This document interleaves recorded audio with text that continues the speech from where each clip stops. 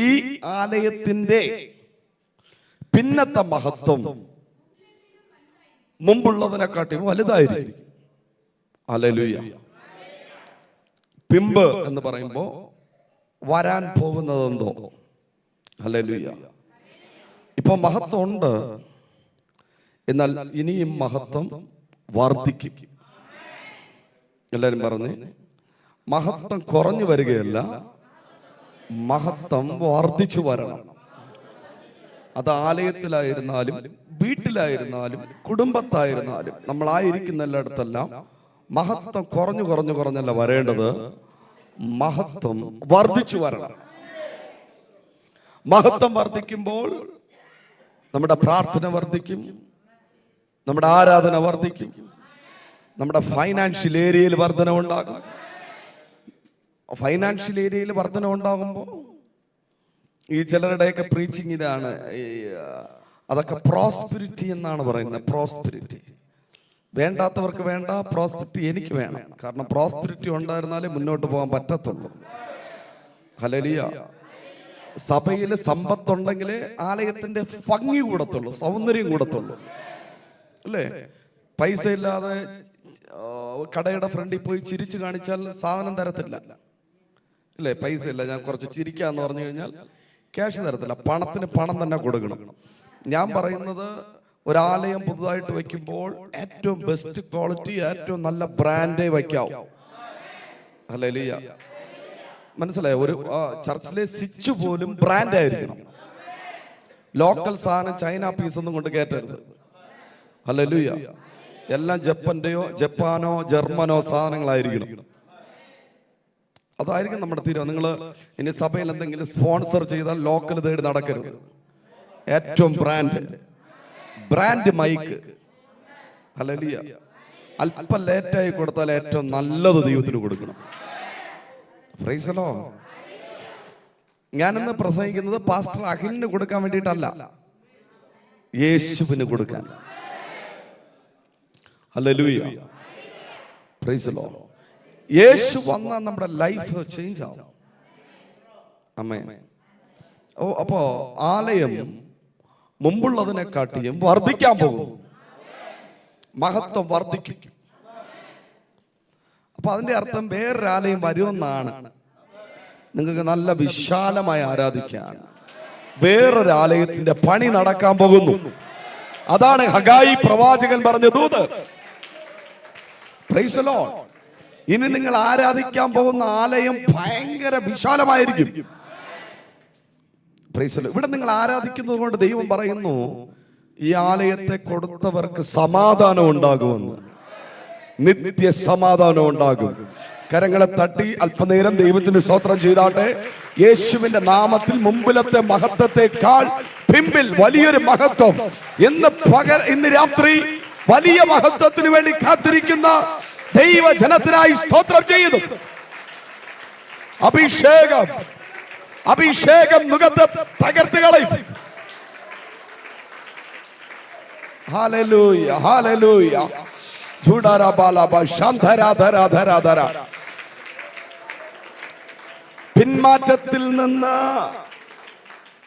പിന്മാറ്റത്തിൽ പോകാനിരിക്കുന്നവരൊക്കെ ഇന്ന് വിടുതൽ പ്രാപിക്കട്ടെ.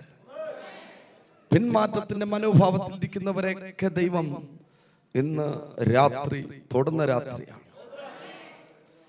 ഹല്ലേലൂയ. ഞാനിപ്പോ വലുതായിട്ട് കേരളത്തിൽ ശുശ്രൂഷിക്കാറില്ല. എനിക്ക് തോന്നുന്നു ആ കൂടെ അഖിൽ പാസിന്റെ ചർച്ചിൽ മാത്രമേ ഞാൻ ശുശ്രൂഷിക്കുന്നുള്ളൂ.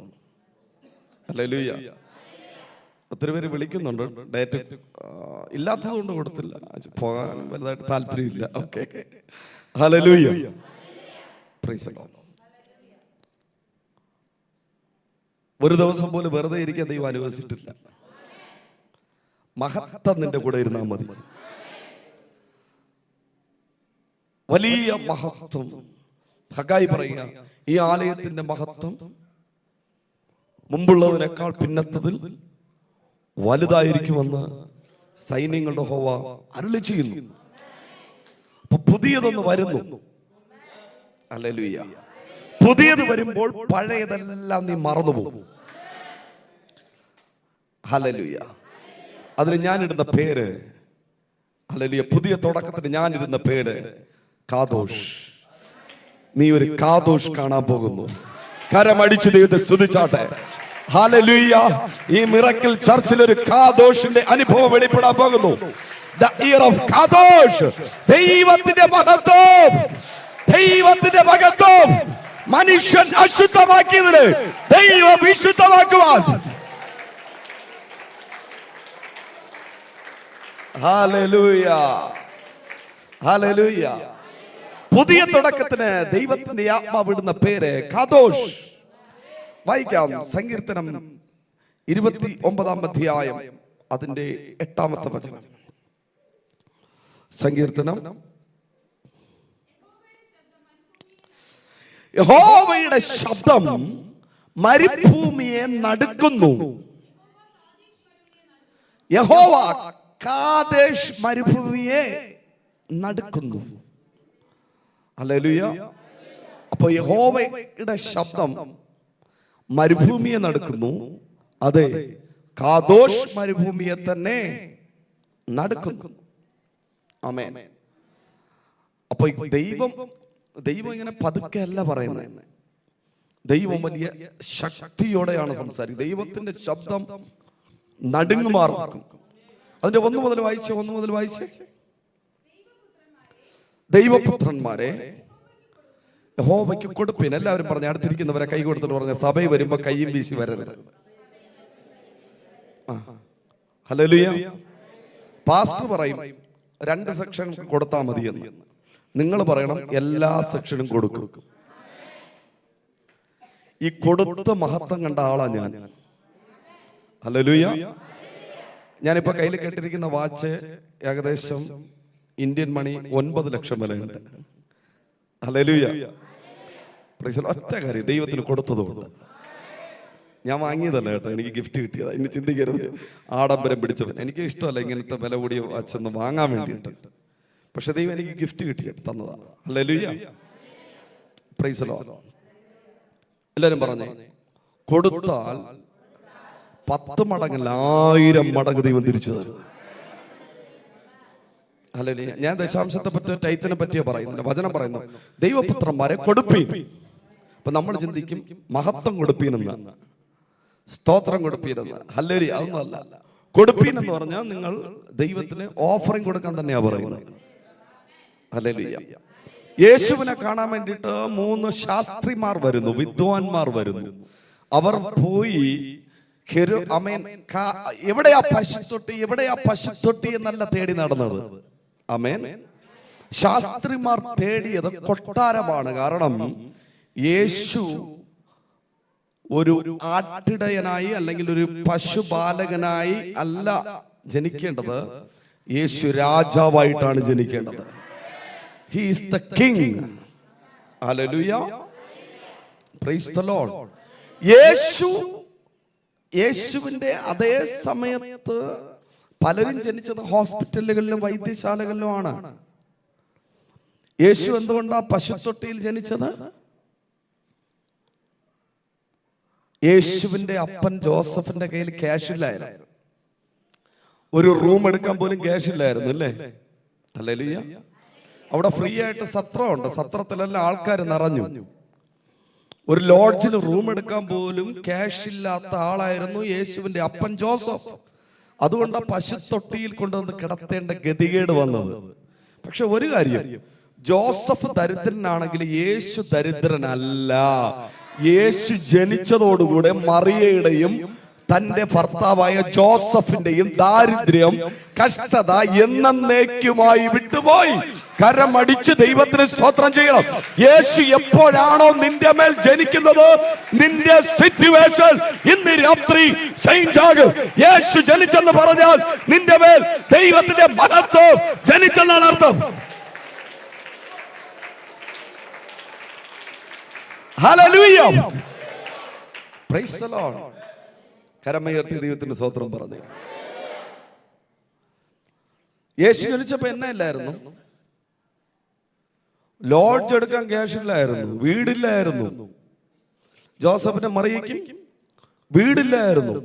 എല്ലാരും പറയുന്നത് യേശുവിനെ രക്ഷിതാവും കർത്താവുമായി സ്വീകരിച്ച പിന്നെ ചവിട്ടുമത്തയാണ്, ചവിട്ടുമത്ത. യേശുവിനെ അറിഞ്ഞപ്പോ അല്ലേലൂയ സിംഗപ്പൂര് മലേഷ്യ പോയിട്ട് വന്നിരിക്കുന്നു. Only one reason. ദൈവം അനുവദിച്ചാൽ ഏപ്രിലിൽ ജർമ്മനിയിൽ പോകാൻ പോകുന്നു. ഹല്ലേലൂയ, ഹല്ലേലൂയ, പ്രൈസ് ദി ലോർഡ്. ഒറ്റ റീസൺ, യേശു അകത്ത് ജനിച്ചത്. ആമേൻ. ഞാൻ ഈ പൊങ്ങച്ചം പറയുന്നത് ചിന്തിക്കരുത്. എനിക്ക് യേശുവിനെ പറയാൻ മാത്രമേ പൊങ്ങച്ചുള്ളൂ, എന്നെ പറയാൻ ഒന്നുമില്ല. യേശു ജനിച്ചപ്പോ നിങ്ങൾ വീട്ടിൽ പോയി യോഹന്നാന്റെ സുവിശേഷം 1-ാം അധ്യായം വായിച്ചാൽ യോഹന്നാന്റെ ശിഷ്യന്മാര്, യോഹന്നാന്റെ സുവിശേഷം 1-ാം അധ്യായം 30 മുതൽ അങ്ങോട്ട് വായിക്കണം. യോഹന്നാൻ സ്നാപകന് ശിഷ്യന്മാരുണ്ടായിരുന്നു. യേശുവിനെ പോലെ യോഹന്നാൻ സ്നാപകന് ശിഷ്യന്മാരുണ്ടായിരുന്നു. അതുകൊണ്ടാണ് യേശു ഒരിക്കൽ തന്റെ ശിഷ്യന്മാരോട് ചോദിച്ചു, ഞാൻ ആരാ എന്ന് ചോദിച്ചപ്പോൾ ഒരുത്തൻ എണീറ്റ് പറഞ്ഞു, നീ യോഹന്നാൻ സ്നാപകനാണ്. യോഹന്നാൻ സ്നാപകൻ എന്ന് പറയാൻ കാരണം ആ കാലഘട്ടത്തിൽ ശിഷ്യന്മാരുണ്ടായിരുന്നത് യോഹന്നാൻ സ്നാപകനായിരുന്നു. ഹല്ലേലൂയ. അപ്പൊ യേശുവിന് ശിഷ്യന്മാരുണ്ട്, അതുകൊണ്ട് അവൻ പറഞ്ഞു, നീ യോഹന്നാൻ സ്നാപകനാണ്. അപ്പൊ യോഹന്നാൻ സ്നാപകന്റെ ശിഷ്യന്മാർ യേശുവിനെ കാണാൻ വേണ്ടി കാത്തിരിക്കുക. യേശുവിനെ കാണാൻ വേണ്ടിയിട്ട് നമ്മൾ ആ സ്ക്രിപ്ചർ കാണുമ്പോൾ ചിന്തിക്കും, ശുശ്രൂഷ പഠിക്കാൻ വേണ്ടിയിട്ടായിരിക്കും കാത്തിരിക്കുന്നത്. എങ്ങനെയാണ് പച്ചവെള്ളത്തെ വീഞ്ഞാക്കുന്നത്, എങ്ങനെയാണ് രോഗികളെ സൗഖ്യമാക്കുന്നത്, എങ്ങനെയാണ് മരിച്ച് 3 ദിവസം കഴിഞ്ഞവനെ ഉയർപ്പിച്ചത്, എങ്ങനെയാണ് കടലിന്റെ മീതെ നടന്നത്, ഇതൊക്കെ പഠിക്കാൻ വേണ്ടിയിട്ടായിരിക്കാം യോഹന്നാന്റെ സ്നാപകന്റെ ശിഷ്യന്മാർ യേശുവിനെ കാത്തു നിൽക്കുന്നത് എന്നാണ് നമുക്ക് തോന്നുന്നത്. പക്ഷേ യേശുവിനെ കണ്ടപ്പോൾ അവന്മാർ ചോദിച്ചൊരൊറ്റ ചോദ്യം, നിനക്ക് വീടുണ്ടോ? ഇത്രയും നാള് മിനിസ്ട്രി ചെയ്തു, എന്നാ ഉണ്ടാക്കി? നല്ല ബൈക്കുണ്ടോ, നല്ല കാറുണ്ടോ, നല്ല വീടുണ്ടോ? ചോദിക്ക, ഗുരു നിനക്ക് താമസിക്കാൻ ഇടമുണ്ടോ? നീ എവിടെയാ താമസിക്കുന്നേ? ഉടനെ യേശു നിന്നോണ്ടൊരു പാട്ട് പാടി. അങ്ങനെയാണ്, പാമ്പുകൾക്ക് വാളമുണ്ട്, പറവകൾക്ക് ആകാശമുണ്ട്, മനുഷ്യപുത്രന് തല ചായ്ക്കാൻ മണ്ണിലിട. അങ്ങനെ പാട്ട് പാടിയിട്ടാണ് പോയത്. എനിക്ക് ആ വേർഡ് ഭയങ്കരമായിട്ട് ഇഷ്ടപ്പെട്ടു, കം ആൻഡ് സീ. അത് ഇംഗ്ലീഷിൽ പറയുമ്പോൾ അല്പം കൂടെ പവർ. Come and see. ഞാൻ വാടക വീട്ടിലെന്നല്ല പറഞ്ഞത്, എനിക്ക് വീടില്ല എന്നല്ല പറഞ്ഞത്, വീട് നോക്കിക്കൊണ്ടിരിക്കുന്നെന്നല്ല പറഞ്ഞത്. You come and see. അതിന്റെ അർത്ഥം യേശുവിന് വീടുണ്ടായിരുന്നു. Price the Lord. ഈ ബൈബിളിൽ എഴുതാത്ത ഒരുപാട് അത്ഭുതങ്ങൾ ഉണ്ട്, നടന്നിട്ടുണ്ട്. ബൈബിളിൽ അത് ബൈബിളിൽ തന്നെ പറഞ്ഞിരിക്കുന്നു. ബൈബിളിൽ കൊള്ളാത്ത ഒരുപാട് കാര്യങ്ങൾ പഴയ നിയമത്തിലും പുതിയ നിയമത്തിലും ഉണ്ട്. ചില ഇമ്പോർട്ടന്റ് ആയിട്ടുള്ള കാര്യങ്ങൾ മാത്രമേ ഇതിനകത്ത് പറഞ്ഞു വെച്ചിട്ടുള്ളൂ. നമ്മൾ പണ്ട് എസ് എ പഠിക്കത്തില്ല, ഹിസ്റ്ററി പഠിച്ചിട്ടുള്ളവർക്കറിയാം. ഈ എസ് എ പഠിക്കുമ്പോൾ നമ്മൾ കാണാതെ പഠിക്കാൻ വേണ്ടി ഒരു 4-5 പോയിന്റ് മാത്രം കയ്യിൽ എഴുതിയിടും, ഇല്ലേ? ഈ എക്സാമിന് തൊണ്ടു വയ്ക്കാൻ പോകുമ്പോഴും അതുപോലെ തന്നെ. ചിലരൊക്കെ ഇരുന്ന് ചിരിക്കുന്നു, എഴുതിയിട്ടുള്ളവരൊക്കെ. ഈ എക്സാമിന് തൊണ്ടു വയ്ക്കത്തില്ല, കോപ്പി. അതിന് എല്ലാം കുത്തിയിരുന്ന് എഴുതത്തില്ല. ഒരു നമുക്ക് വർഷം കുറച്ച് പോയിന്റ് എഴുതും. അതുപോലത്തെ കുറച്ച് പോയിന്റ് ബൈബിളിലുള്ളൂ. എഴുതാത്ത പല വിശദീകരണങ്ങൾ നടന്നിട്ടുണ്ട് യേശുവിന്റെ കാലത്ത്. 10 ബൈബിൾ എഴുതേണ്ട കാര്യങ്ങൾ ഉണ്ട്, ഷോർട്ടായിട്ട് എഴുതി വെച്ചിരിക്കുക. എനിവേ, അതുകൊണ്ടാണ് ഞാൻ പറയുന്നത്, യേശുവിന് വീടുണ്ടായിരുന്നു, 3 പെങ്ങന്മാരുണ്ടായിരുന്നു, 3 സഹോദരിമാരുണ്ടായിരുന്നു, 4 ബ്രദേഴ്സ് ഉണ്ടായിരുന്നു. അങ്ങനെ യേശു ഉൾപ്പെടെ 10 പേര്. എല്ലാവരും പറഞ്ഞു എത്ര പേര് മെമ്പർഷിപ്പ്? 10 പേര്. ഇനി കൂടെ ഫ്രണ്ട്സ് ആണെങ്കിൽ അങ്ങേറ്റം 120 ഫ്രണ്ട്സ് ഉണ്ടായിരുന്നു. അല്ലല്ലേ? Price the Lord. 120 ഫ്രണ്ട്ഷിപ്പ് ഉണ്ടായിരുന്നു, 120 ഫ്രണ്ട്സ്. അതിനെ പിന്നെ വെട്ടിക്കുറച്ച് 70 ആക്കി, 70 വെട്ടിക്കുറച്ച് 12 ആക്കി, 12 വെട്ടിക്കുറച്ച് 3 ആക്കി, 3 വെട്ടിക്കുറച്ച് ഒരുത്തനെ കൊണ്ട് നടന്നു. അല്ലേ? അതിന്റെ അർത്ഥം മനസ്സിലായല്ലോ, യേശുവിന് ഒരുപാട് പണി കിട്ടിയിട്ടുണ്ടെന്നാണ് അതിന്റെ അർത്ഥം. ഹല്ലേലൂയ. എന്ന് പറഞ്ഞ് ഒരുത്തന്റെ നമ്പർ ബ്ലോക്ക് ചെയ്തില്ല. Price the Lord. ഒരുത്തന്റെ നമ്പർ ബ്ലോക്കും ചെയ്തില്ല, വിളിച്ച ഫോൺ എടുക്കാതെ ഇരുന്നിട്ടില്ല, ആരെയും തള്ളിക്കളഞ്ഞില്ലെന്ന്. പക്ഷെ ഒരുത്തനെ കൂടെ കൊണ്ടുവരണം. അവന്റെ പേരാ യോഹന്നാൻ. അവന് യേശുവിന്റെ ഹാർട്ട് ബീറ്റ് അറിയാമായിരുന്നു. അതുകൊണ്ട് അവൻ വെളിപ്പാട് എഴുതിയത്. ഇന്ന് രാത്രി ഒരു ദൂത് ഞാൻ പറയാം. വെളിപ്പാട് ഹൃദയത്തിൽ നിന്നാ വരുന്നത്. യേശുവിന്റെ ഹൃദയം എഴുതിയവനാണ് യോഹന്നാൻ. വിശ്വസിക്കുന്നവർ കരമടിച്ചു പറ, യേശുവിന്റെ ഹൃദയത്തുടുപ്പ് അറിയാവുന്ന യോഹന്നാന്മാർ ഇന്ന് രാത്രി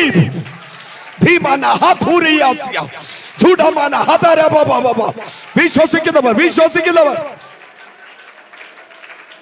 ഓ മൈറ്റി പവർ. ഹല്ലേലൂയ. എത്ര കൂട്ടുണ്ടെങ്കിലും ആ നെഞ്ചിലെ ചൂടറിയാവുന്ന ഒരുത്തൻ നമ്മുടെ കൂടെ കാണും. നമ്മുടെ ഹാർട്ട് ബീറ്റ് അറിയുന്ന ഒരുത്തൻ നമ്മുടെ കൂടെ കാണും. അല്ലെ? എനിവേ, യേശുവിന് ഭയങ്കര കൂട്ടുണ്ടായിരുന്ന ഒരാളാണ്. അപ്പൊ യേശു വീട് വെക്കുമ്പോ അവർക്കും കൂടെ കരുതിയ വീട് വെക്കത്തുള്ളൂ. ഹല്ലേലൂയ. അഖിൽ പാസ്റ്റർ ഒത്തിരി കൂട്ടുണ്ട്, പ്രത്യേകിച്ച് എക്സ്പെഷ്യലി യൂത്ത്. എപ്പോഴും ഒരു 10 പേരെങ്കിലും കൂടെ കാണും. അദ്ദേഹം ഒരു വീട് വെക്കുമ്പോൾ അവരെയും കൂടെ സങ്കല്പിച്ചിട്ടേ ഒരു വീട് വെക്കത്തുള്ളൂ. ഹല്ലേലൂയ, ഹല്ലേലൂയ, പ്രൈസ് ദി ലോർഡ്. നിങ്ങളുടെ പിള്ളേർക്ക് താമസിക്കാൻ വേണ്ടി ദൈവം സ്വന്തമായിട്ട് വേറൊരു വീട് തരും. ഹല്ലേലൂയ. ഇതൊക്കെ പ്രോഫസിയാണ്. ആമേൻ. ഈ ദൂതൊക്കെ പറയുമ്പോ നൈജീരിയക്കാരെ പോലെയൊക്കെ ചാടി എഴുന്നേറ്റ് പിടിച്ചെടുക്കണം. ഹല്ലേലൂയ. ഒരുമാതിരി തടങ്കൽ പാറ പോലെ കയറി ഇരിക്കരുത്. ഞാൻ പണ്ട് തൃശ്ശൂരിലെ ശക്തൻ എന്താ ശക്തൻ എന്നറിയാത്ത ഒരു ഓഡിറ്റോറിയത്തിൽ പ്രസംഗിച്ചോണ്ടിരിക്കുമ്പോ ഞാനൊരു പ്രോഫസി പറഞ്ഞോണ്ടിരിക്കുക. ഇന്ന് പകൽ ഈ മീറ്റിങ്ങിനകത്ത് ചില അമേരിക്കൻ വിസകൾ അടിക്കാൻ പോകുന്നു. ഒരു കൊച്ചു മാത്രം, എല്ലാവരും ഇരുന്ന് കൈയടിച്ചു, നിങ്ങളെപ്പോലെ നോർമലായിട്ട് കസേരയിൽ ഇരുന്ന് കൈയടിച്ചു. ഒരു പെൺകുട്ടി മാത്രം കസേരയിൽ നിന്ന് എഴുന്നേറ്റ് ഒരൊറ്റ ചാടി ക്രിക്കറ്റ് ബോൾ ക്യാച്ച് എടുക്കുന്നത് പോലെ അതിനെ പിടിച്ച് തലയിൽ വെച്ചു. എല്ലാവരും ആ കുഞ്ഞിനെ നോക്കി പരിഹാസവും ചിരിയും എന്ന് പറഞ്ഞു. Hallelujah, praise the Lord. അന്ന് മീറ്റിംഗ് കഴിഞ്ഞ് അവര് അന്നത്തെ കാലത്ത് ഫേസ്ബുക്കിൽ അങ്ങോട്ട് റിക്വസ്റ്റ് അയച്ചിട്ടുണ്ടായിരുന്നു. ആ പെൺകുട്ടിയല്ല, പെൺകുട്ടിയുടെ ഫാദർ. എന്നെ തെറ്റിദ്ധരിക്കരുത്. ഹല്ലേലൂയ. എനിക്കിന്നും അറിയാമായിരുന്നു. അദ്ദേഹത്തിന്റെ പേര് നെൽസൺ എന്നങ്ങാണ്ട ഒരു പേര്. അദ്ദേഹം എനിക്ക് ഫേസ്ബുക്കിൽ റിക്വസ്റ്റ് അയച്ചു. ഞാൻ അക്സെപ്റ്റ് ചെയ്തു. അത് കുറെ 10 വർഷത്തിന് മുമ്പേ കണ്ട് നടന്ന സംഭവമാണ്. ഞാൻ ഇടയ്ക്ക് ഫേസ്ബുക്ക് ചുമ്മാ ഒന്ന് ഓപ്പൺ ചെയ്ത് സ്ക്രോൾ ചെയ്യുമ്പോൾ ഇദ്ദേഹം ഒരു പോസ്റ്റ് ഇട്ടിരിക്കുന്നു. My daughter in USA. 3 week ഒറ്റ മാസത്തിനകത്ത് മിറക്കിൾ നടന്നു. നമ്മൾ ദൂത് കേൾക്കുന്നതിലല്ല കാര്യം, ആ ദൂതിനോട് എങ്ങനെ പ്രതികരിക്കുന്നു എന്നുള്ളതാണ് അതിന്റെ കാര്യം. Hallelujah, praise the Lord, price the Lord, hallelujah. ഈ പ്രോഫസിക്ക് 3-4 ഡൈമെൻഷൻ ഉണ്ട്. ആദ്യമൊക്കെ നമ്മൾ വിക്കിയൊക്കെ പ്രവചനം പറയും. രണ്ടാമത് ഭാഗികമായൊക്കെ ദൂത് പറയും. മൂന്നാമത് കറക്റ്റായിട്ട് ദൂത് പറയും. പേര് വിളിക്കും, ഫോൺ നമ്പർ പറയും, അഡ്രസ് പറയും, എല്ലാം പ്രോഫസി പറയും. അതിനുള്ള കൃപയുണ്ട്. 4ാമത് ഡൈമെൻഷൻ ഉണ്ട്. അതിനകത്ത് നിൽക്കാനാണ് ഞാൻ ആഗ്രഹിക്കുന്നത്. നിൽക്കുന്നു എന്ന് വിശ്വസിക്കുന്നു. അതിന്റെ അർത്ഥം പ്രവാചകൻ പറയുന്നതിന് ദൈവം ചെയ്യും.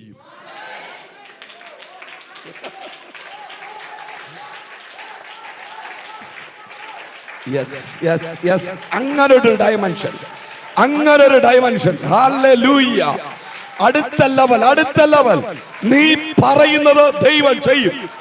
നീ പറയുന്നത് ദൈവം കേൾക്കും.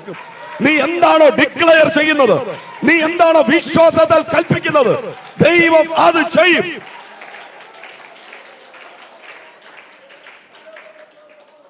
Hallelujah, praise the Lord. ആ 4th ഡൈമെൻഷനിൽ നിന്ന ആളാണ് മോശ. ആ 4th ഡൈമെൻഷനിൽ നിന്ന ആളാണ് അബ്രഹാം. ആ 4th ഡൈമെൻഷനിൽ നിന്ന ആളാണ് ഏലിയാവ്. Price the Lord. എത്ര വിശ്വസിക്കുന്നു? നമ്മുടെ പ്രൊഫറ്റിക്കൽ സീസൺ ചേഞ്ച് ആവണം. ആമേൻ. അതുകൊണ്ട് അബ്രഹാമിനോട് പറയാം, അബ്രഹാമേ, ഇനി നീ എന്റെ ശബ്ദത്തിനൊന്നും നീ കേട്ട് നിൽക്കണ്ട. ദൈവമേ സംസാരിക്കണേ എന്ന് പറഞ്ഞുകൊണ്ട് നിൽക്കണ്ട. നീ ഏതെങ്കിലും വീട്ടിൽ പോയി അനുഗ്രഹിച്ചാൽ ഞാൻ അവനെ അങ്ങ് അനുഗ്രഹിക്കും.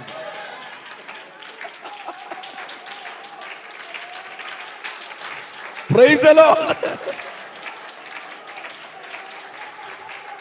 നിന്റെ കയ്യിൽ ഞാൻ അതോറിറ്റി തന്നിരിക്കുന്നു. You have authority. You are the ruler. നീ പറയുന്നത് ഞാൻ ചെയ്യും. നിന്നെ എനിക്ക് അത്രയ്ക്ക് വിശ്വാസം. ദൈവത്തിന്റെ എല്ലാ പരീക്ഷണത്തിലും അബ്രഹാം ജയിച്ചു. ഈ വരുന്ന ഒറ്റപ്പെടലും നിന്നയും പരിഹാസവും അപമാനവും എല്ലാം നീ 4th ഡയമെൻഷനിൽ കയറാൻ വേണ്ടിയിട്ടാ. ഹല്ലേലൂയ. Praise the Lord.